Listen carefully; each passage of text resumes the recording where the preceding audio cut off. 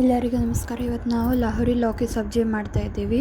ಇದು ಮಾಡಲಿಕ್ಕೆ ನಿಮಗೆ 2 ಚಮಚ ಎಣ್ಣೆ ಬಿಸಿ ಮಾಡ್ಕೊಳ್ಳೋದಾದ ನಂತರ 2 ಹಸಿಮೆಣ್ಸಿನ್ಕಾಯಿ ಸರಿಯಾಗಿ ಹೆಚ್ಚಿದ್ದು ಮತ್ತು ಉದ್ದ ಕುಂಬಳಕಾಯಿ ಸರಿಯಾಗಿ ಬಾರೀಕಾಗಿ ಹೆಚ್ಕೊಂಡಿರಬೇಕು.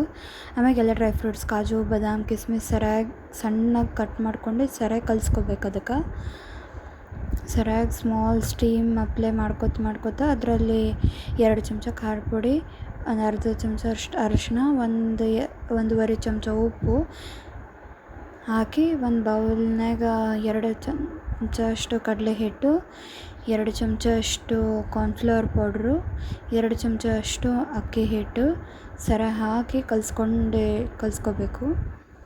ಆನಂತರ ನಾವು ಏನು ಮಸಾಲ ರೆಡಿ ಮಾಡಿದ್ವಲ್ಲ, ಡ್ರೈ ಫ್ರೂಟ್ಸು ಮತ್ತು ಉದ್ದ ಕುಂಬಳಕಾಯಿ ಅದೆಲ್ಲ ಹಾಕಿ ಅದೆಲ್ಲ ಅದರಲ್ಲಿ ಹಾಕ್ಕೊಂಡು ಸ್ವಲ್ಪ ನೀರಿನ ಕೈ ಹಚ್ಚಿ ಅದಕ್ಕೆ ಸರಿಯಾಗಿ ಕಲಿಸ್ಕೋಬೇಕು.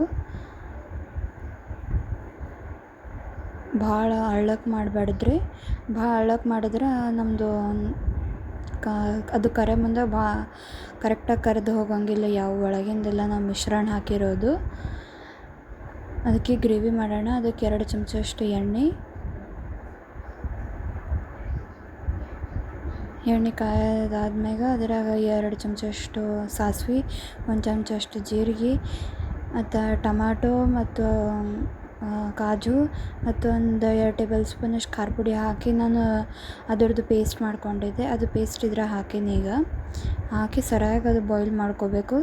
ಸ್ವಲ್ಪ ಗಟ್ಟಿ ಆದ ತಕ್ಷಣ ಅದ್ರಾಗ ನಾವು ಕಿಚನ್ ಕಿಂಗ್ ಮಸಾಲ ಹಾಕ್ಬೇಕು. ಎವ್ರೆಸ್ಟ್ದು 2 ಚಮಚ ಅಷ್ಟು, ಮತ್ತು ಆಮ್ಯಾಗಿಂದು ಎವ್ರೆಸ್ಟ್ ಅಲ್ಲ, ಟಾಟಾ ಸಂಪನ್ ಮಸಾಲ ಆಗಲಿ ಎವ್ರೆಸ್ಟ್ ಆಗಲಿ ನಿಮಗೆ ಯಾವುದು ಬೇಕು ಅದರದ್ದು ಪನ್ನೀರ್ ಮಸಾಲ ಹಾಕಿ ಸರಿಯಾಗಿ ಅದು ಕಲಿಸ್ಕೊರಿ.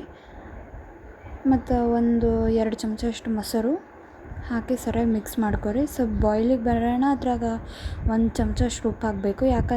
ಒಂದೇ ಚಮಚ ಯಾಕಂತಂದ್ರೆ ನಾವು ಆಲ್ರೆಡಿ ಇದು ಪಕೋಡ ಕರ್ಕೊಂಡಿದ್ವಲ್ಲ ಡ್ರೈ ಫ್ರೂಟ್ಸ್ ಅದ್ರಾಗ ಹಾಕಬೇಕು. ಇದು ನೋಡಿರಿ, ನಮ್ಮ ಟೇಸ್ಟಿ ಲಾಹೋರಿ ಲೌಕಿ ಸಬ್ಜಿ ರೆಡಿ ಅದ. ಎಂಜಾಯ್ ಮಾಡಿರಿ ಗೈಸ್. ಸೂಪರ್ಬ್ ಆಗುತ್ತೆ ಟೇಸ್ಟು. ಅದು ಚಪಾತಿ ಇಲ್ಲ ರೈಸ್ ಜೊತೆಗೆ ತಿನ್ಬೋದು. ಮಸ್ತ್ ಇರುತ್ತೆ taste. Thank you guys. Bye. Enjoy it.